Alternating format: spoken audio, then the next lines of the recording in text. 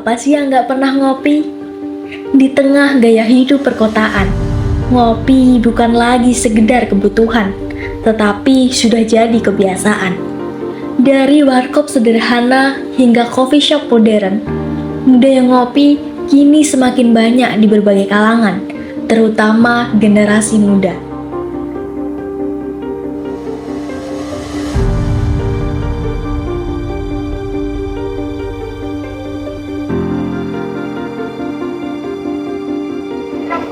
Dalam beberapa tahun terakhir, budaya ngopi telah mengalami pergeseran. Di balik pergeseran ini, muncul satu pertanyaan besar. Benarkah budaya ngopi bisa mempengaruhi finansial anak muda? Jika dulu identik dengan aktivitas santai di warung kopi, kini kafe justru menjadi ruang baru bagi generasi muda untuk bekerja, belajar, hingga membangun relasi sosial. Di kota besar seperti Surabaya, pertumbuhan coffee shop terus meningkat, menunjukkan bahwa ngopi telah menjadi bagian dari gaya hidup urban.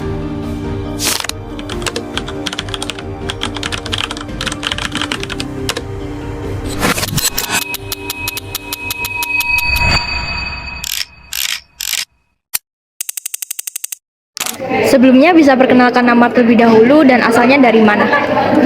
Nama saya Muhammad Rafael Murti, asal Sidoarjo. Ya, nama aku Arif, biasa dipanggil Kefra, asal aku dari Sidoarjo. Halo, nama aku Syifa Ramadanti, aku asal Surabaya. Kenalkan, nama aku Salsabila Ayu Widya Pratama, aku asalnya dari Madiun. Untuk berapa hari per minggu itu kadang 4 sampai 5 hari, kadang 5 sampai 6 hari. 10 kali. Kayak mungkin seminggu tuh bisa 4 kali. Jadi kayak tiap hari ngerjain tugas, ngerjain laporan, jadi bisa diperkirakan satu minggu itu 6 kali. Harinya sendiri bisa 2 sampai 3 kali. Rata-rata sehari paling 2 sampai 3 kali. Perharinya itu 1 kali deh. Mungkin kafe sendiri juga nyaman, bisa membawa makanan minuman juga. Kalau di perpustakaan sendiri kan nggak bisa membawa makanan dan minuman sendiri. Kenapa kafe? Karena kalau di perpustakaan kan kayak sepi ya, sunyi. Terus juga nggak bisa banyak-banyak ngomong, nggak bisa asal ada Zoom atau apa tuh nggak bisa terlalu berisik gitu. Nah kalau di kafe kan lumayan bebas, tergantung kafenya sih, cuman tetap rata-rata tuh lumayan bebas, bisa dipakai buat Zoom, buat nugas juga masih bisa. Aku milih warkop tuh biar lebih produktif aja. Kenapa? Soalnya kadang kalau kita ngerjain di rumah atau di kos-kosan tuh ngerasa jenuh, sepi gitu. Jadi cepet ngantuk juga, kadang laporannya nggak selesai. Kalau menurut aku, karena aku orangnya kan gampang ke pressure ya. Jadi kalau di warkop tuh karena bising ini, jadi kayak aku akan lebih semangat ngerjain. Jadi habis itu karena aku jadi lebih ngerjain gitu kan. Jadi kan biar cepat selesai, habis itu aku bisa pulang. Tidak cuma lifestyle aja, dan orang itu mungkin menjadikan tempat ini produktif untuk mengerjakan tugas, diskusi, maupun meeting. Nah, tapi ada juga beberapa orang yang datang ke kafe untuk nongkrong, hanya refreshing, ataupun mengikuti tren untuk posting di sosial medianya. Tapi bagi saya sendiri, kafe ini sudah cukup berkembang untuk fungsinya sendiri, tidak hanya untuk makan dan minum, tetapi juga bisa jadi ruang aktivitas dan ruang sosial. Kalau buat aku sih cukup ngaruh ya buat belajarnya sendiri, buat efektivitas belajarku, karena aku lebih nyaman di kafe daripada di rumah.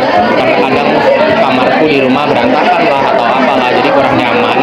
Kalau di kafe kan, apalagi beberapa kafe juga udah bagus banget fasilitasnya, jadi kayak nyaman aja. Menurut aku lebih produktif sih. Soalnya kan di warkop juga nggak terlalu mahal ya, kayak di kafe-kafe. Kalau di warkop, kalau saya sendiri lebih produktif ya. Jadi dapat disimpulkan bahwa generasi muda lebih memilih tempat kopi dibandingkan dengan perpustakaan atau tempat belajar lainnya. Karena bagi mereka bukan hanya sekedar tempat minum kopi, tetapi sebagai ruang produktivitas. Oke, baik. Halo semuanya, nama saya Dinu Tami Rahmawati. Saya adalah salah satu dosen ilmu komunikasi di PNPTN Jawa Timur. Saya juga merupakan communication trainer dan speaker di bidang public speaking dan juga personal training. Sebenarnya kita bisa melihat bahwa sekarang orang mengkonsumsi kopi itu bukan hanya sedang mengkonsumsi produknya, tapi ada sebuah pergeseran dari tempat bersosial gitu ya. Dulu kalau zaman dulu itu kan kita berteman, bersosial, berkumpul dengan teman-teman itu kan masih di rumah temen gitu ya. Tapi ternyata semakin kesini ada ruang umum yang baru yang bisa digunakan untuk teman-teman itu berkumpul, dan itu menjadikan sebuah tren. Nah di sana itu kebetulan adalah di sebuah warung kopi atau di coffee shop sekarang. Jadi makanya kenapa sekarang jadi tren, karena itu ada pergeseran tuh dari ruang sosial, ruang untuk berkumpul dari teman-teman Gen Z gitu. Kalau dibilang gaya hidup tentu gitu ya, sekarang kita lihat bahwa siapa sih Gen Z yang nggak ngopi? Kehidupannya itu kan makan gitu ya, kuliah ngopi gitu ya, 4 sehat 5 ngopi gitu katanya. Nah tapi kita bisa lihat bahwa terjadi pergeseran ini karena ada kebutuhan untuk bersosial itu sendiri gitu ya. Lalu apakah itu bisa jadi identitas? Justru sekarang kita bisa lihat banyaknya kasta coffee shop itu akhirnya menjadikan sebuah identitas untuk orang yang mengkonsumsinya. Oh kalau orang ngopi di Fore, oh anak kaya nih gitu ya. Tapi kalau dia ngopinya di warkop, ya udah gitu ya, dengan sesuai dengan kelasnya gitu. Dan justru itu menjadi sebuah identitas gitu. Bahkan ada banyak orang yang cuman sengaja memfoto dan memposting kopi dengan merek tertentu untuk menjadikan itu sebuah identitas dirinya. Jadi kalau itu bisa jadi identitas atau enggak, dan itu gaya hidup jelas, identitas dan juga itu juga jelas.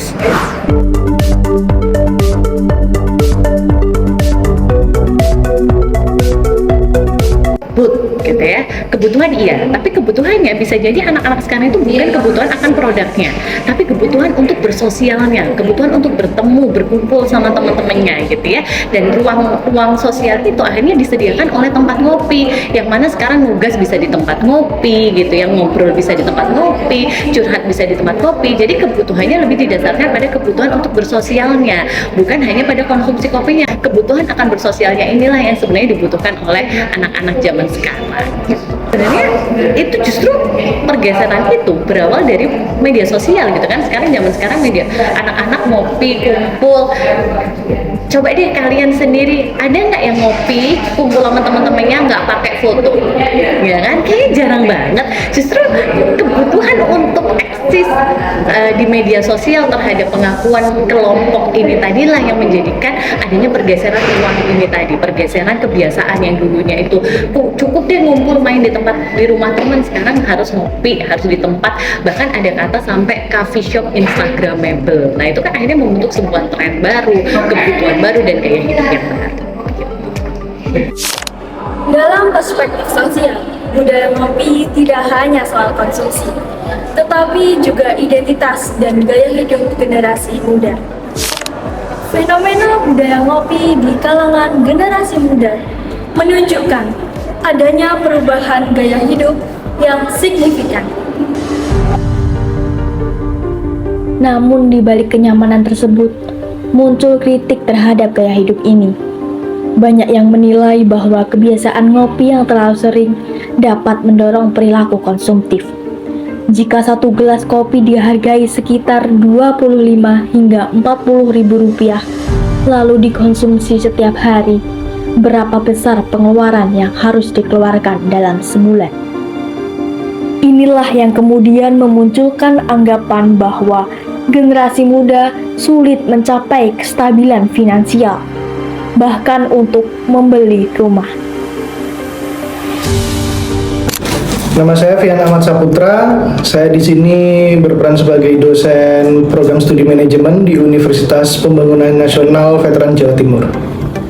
Sebenarnya kalau untuk ngopi itu tergantung tujuannya ya. Tergantung tujuannya. Kalau misalnya tujuannya cuma nongkrong, bukan orang yang emang pencinta kopi, yaitu kalau menurut saya masuknya ke tindakan konsumtif.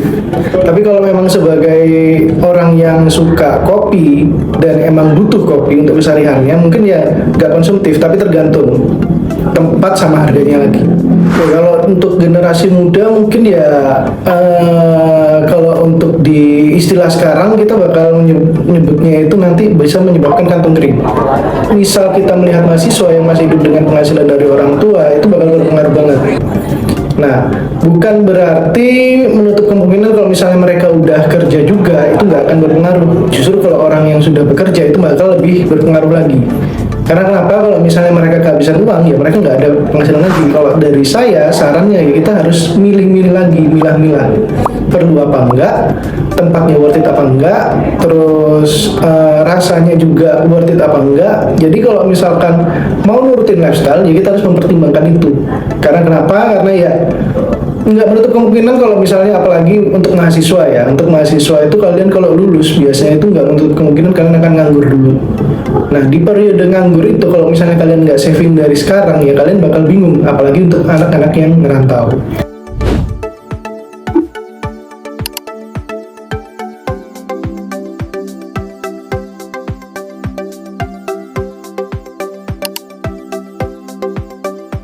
Enggak juga sih. Jadi itu semua tergantung perspektif, tergantung lagi sama pola hidup kita. Saya beli rumah pertama itu tahun 2022, berarti udah 4 tahun yang lalu, umur saya masih 24. Terus saya beli rumah, ya, apa ya, tergantung lagi. Kalau misalnya perspektif kita beli rumah itu harus dekat sama tempat kerja, lokasinya strategis, apalagi di tengah kota, ya itu bakal susah. Jadi balik lagi, kita itu mau misalnya kita nurutin lifestyle, kita ngopi gini, kita bisa ngerem apa enggak? Kita bisa belajar budgeting apa enggak? Nah, nanti kalau misalnya kita hubungkan dengan pembelian rumah, peruntukan rumahnya mau buat apa? Investasikah atau ditempatin? Nah, jadi kalau misalkan diinvestasikan, ya misal kita milihnya mau di tengah kota, ya kita harus lebih banyak nabung lagi karena lebih mahal. Tapi untuk investasi bisa dikontrakin, atau misalkan kita mau jual per kamarnya untuk kos juga bisa. Kalau misalnya mau ditempatin ya kita cari yang murah, resikonya agak jauh dari tengah kota gitu. Jadi ya balik lagi ke perspektif masing-masing. Ya emang kalau misalkan gaya hidup konsumtifnya pengeluaran yang tinggi emang agak susah. Dalam sudut pandang bidang manajemen sumber daya manusia, kebiasaan kecil yang dilakukan terus-menerus dapat berdampak besar dalam jangka panjang. Ngopi bukanlah menjadi suatu masalah, selama kita tahu batas dan mampu mengelola prioritas. Karena di balik secangkir kopi, ada keputusan finansial yang sedang kita buat.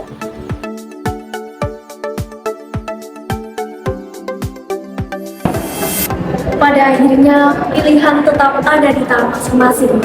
Ngopi bisa menjadi suatu masalah finansial ketika generasi muda tidak dapat mengelola keuangannya dengan bijak dan tidak memiliki planning jangka panjang.